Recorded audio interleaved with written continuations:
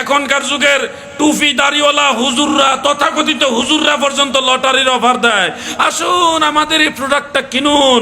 1000 জন কিনলে, 100 জন কিনলে এর মধ্যে সৌভাগ্যবান 2 জন উমরা করার সুযোগ পাবে। কি এরকম লটারি দেওয়া হয় কিনা? বিভিন্ন মার্কেটে লটারি দেওয়া হয়, ব্যবসা প্রতিষ্ঠান থেকে দেওয়া হয় লটারি।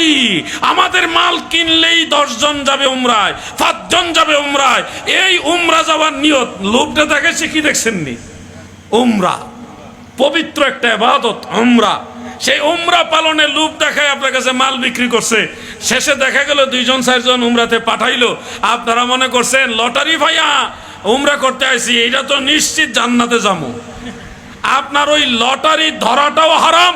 এই হারাম টাকা দিয়ে যদি আপনি উমরা করেন, এই টোটাল জিনিসটাই হবে নাজায়েজ। আল্লাহর সন্তুষ্টি তো হবেই না, বরং এই লটারির কারণে আপনি জাহান্নামের আগুনে জ্বলা লাগবো। এই ধরনের লটারি ধরবেন নি।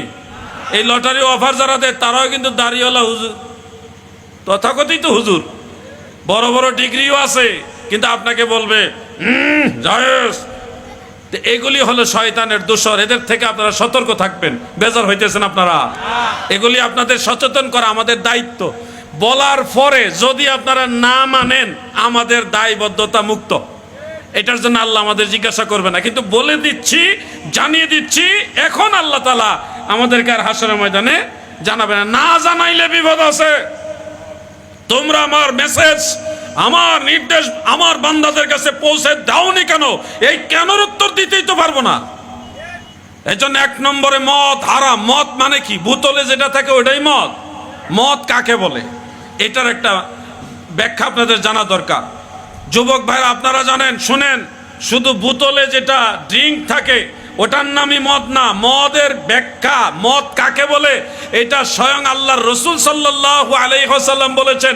সুনান ইবনে মাজাহ শরীফের মধ্যে উল্লেখ, কুল্লু মুস্কিরিন খামরুন, কুল্লু মুস্কিরিন খামরুন ওয়া কুল্লু খামরিন হারামুন। প্রত্যেকটা নেশা উদ্রেককারী বস্তু হলো মদ, আর প্রত্যেক মদ হলো হারাম। আমি আবার বলছি, নেশা উদ্রেককারী প্রত্যেক বস্তুই হলো মদ।